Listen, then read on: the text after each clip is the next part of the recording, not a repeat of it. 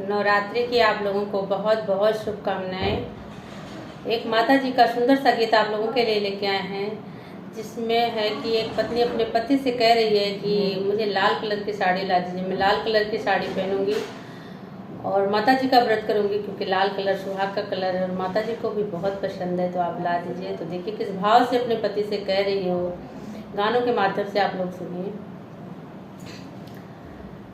हमें लाल कलर सड़िया लियावा पिया, बात ना बनावा पिया ना। हमें लाल कलर सड़िया लियावा पिया, बात ना बनावा पिया ना। बात ना बनावा पिया ना, हाँ बात ना बनावा पिया ना।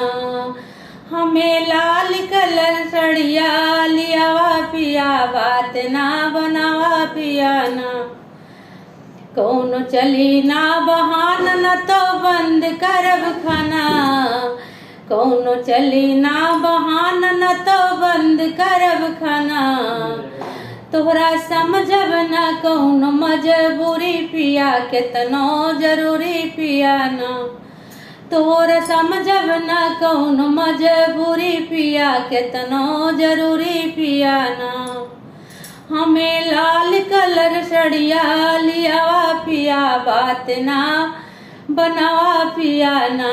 हमें लाल कलर सड़िया लियावा पिया, बात ना बनावा पिया ना।